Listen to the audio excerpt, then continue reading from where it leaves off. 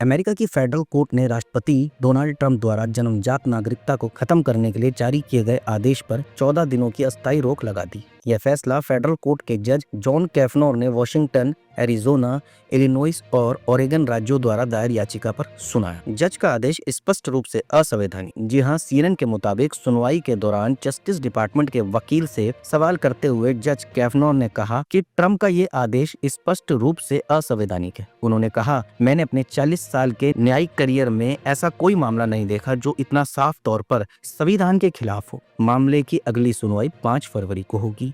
Trump ने 20 जनवरी को अपने शपथ ग्रहण के दिन protecting the meaning and value of American citizenship नामक एग्जीक्यूटिव ऑर्डर पर साइन किया था।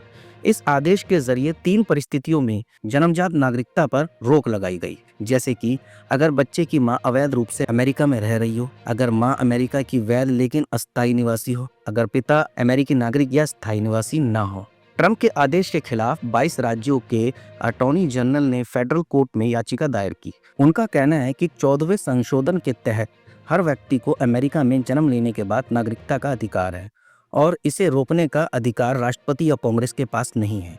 न्यू जर्सी के अटॉर्नी जनरल मैथ्यू प्लेटकिंग ने कहा, राष्ट्रपति शक्तिशाली हो सकते हैं लेकिन वह राजा नहीं है। वह संविधान को कलम के एक झटके से बदल नहीं सकते। 14वां संशोधन 1868 में अमेरिका के गृह युद्ध के बाद लागू हुआ था। इसका उद्देश्य गुलामी के शिकार अश्वेत अमेरिकियों को नागरिकता देना था।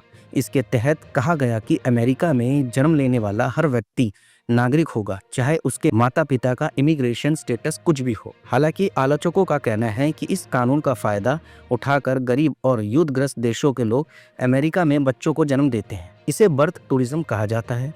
रिपोर्ट्स के अनुसार हर साल लाखों बच्चों को इस कानून के जरिए अमेरिकी नागरिकता मिलती है और उनके माता पिता को अमेरिका में रहने का कानूनी आधार मिलता है। देखते हैं दर्शकों, इसकी अगली सुनवाई 5 फरवरी को है। 5 फरवरी को क्या होता है, जो भी होगा आपके सामने आएगा। इसके अलावा दर्शकों, डोनाल्ड ट्रंप का आदेश 20 फरवरी से लागू होना था।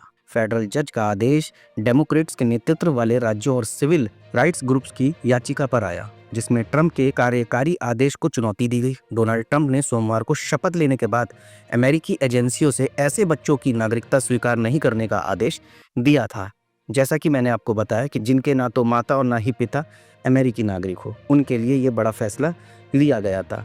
इसके अलावा दर्शकों, हुआ वही जैसा कि लोग सोच रहे थे, क्योंकि ट्रंप ने अमेरिका की सत्ता संभालते ही कई बड़े फैसले लिए और कई बड़े फैसलों पर मोहर लगाई। इसके अलावा दर्शकों, व्हाइट हाउस ने ट्रंप प्रशासन द्वारा गिरफ्तार किए गए कुछ लोगों के नाम और अपराध भी शेयर किए हैं। इन अपराधों में बलात्कार, बच्चों के साथ यौन व्यवहार और 14 वर्ष या उससे कम उम्र के बच्चे का लगातार यौन शोषण शामिल है। कैरोलिन लेविट ने कहा कि ट्रंप प्रशासन ने 538 अवैध अप्रवासी अपराधियों को गिरफ्तार किया है, जिनमें एक संदिग्ध आतंकवादी, ट्रेन डी अरागुआ गिरोह के 4 सदस्य और नाबालिगों के खिलाफ यौन अपराधों के दोषी कई अपराधी शामिल हैं। ट्रंप प्रशासन के अधिकारियों को विरोध का भी सामना करना पड़ रहा है। न्यू जर्सी के शहर नेवार्क के मेयर ने कहा कि शहर में ICE के छापे बिना वारंट के किए गए थे और इसके कारण अवैध निवासियों के साथ साथ नागरिकों को भी हिरासत में ले लिया गया। नेवार्क के मेयर रास बराका ने कहा कि आव्रजन और सीमा शुल्क प्रवर्तन ने एक स्थानीय प्रतिष्ठान पर छापा मारा था जब लोगों को गैर कानूनी तरीके से आतंकित किया जा रहा था, तो नेवार्क चुपचाप नहीं बैठेगा। अब देखते हैं आगे आगे ट्रंप करते क्या हैं और कितने बड़े फैसलों से दुनिया को हैरान करेंगे।